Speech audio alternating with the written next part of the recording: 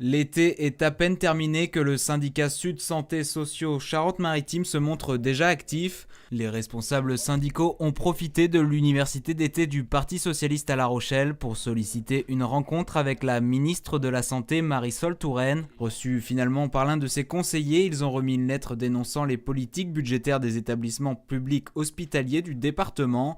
Ils espèrent ainsi alerter sur la situation tout en doutant d'une possible réaction du ministère. On a surtout témoigné pour que le ministère ne dise plus qu'il n'était pas au courant. Voilà, on l'a fait de manière officielle, un petit peu avec nos tripes, quoi, un petit peu rentre dedans comme on sait le faire, mais tout en étant respectueux.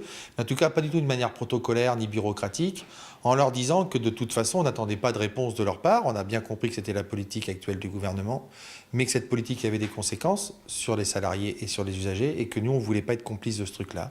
Donc on les alertait officiellement. Malgré leur soutien et leur présence avant l'été lors des manifestations contre les suppressions de RTT, les membres du syndicat Sud ont choisi d'élargir leurs revendications. Les 3 RTT sur 5 sauvés et le report des travaux d'agrandissement obtenus verbalement par l'intersyndicale ne les satisfont pas. Et l'arrivée de la réforme des retraites sur la table des négociations annonce une rentrée mouvementée.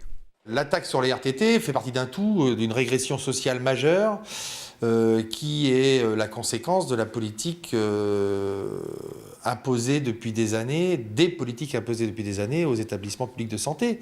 Donc c'est une baisse des moyens, c'est une commercialisation de la santé, c'est une privatisation de plusieurs services et à terme certainement de tous les services. Et donc on est sur un système complètement fou qui cherche à rentabiliser un service public qui était censé soigner la population. De son côté, l'intersyndicale réunissant CGT, CFDT, CFTC et Force ouvrière a déjà déposé un préavis de grève courant jusqu'à fin octobre. Une assemblée générale et un appel à manifester sont d'ores et déjà fixés au 10 septembre prochain.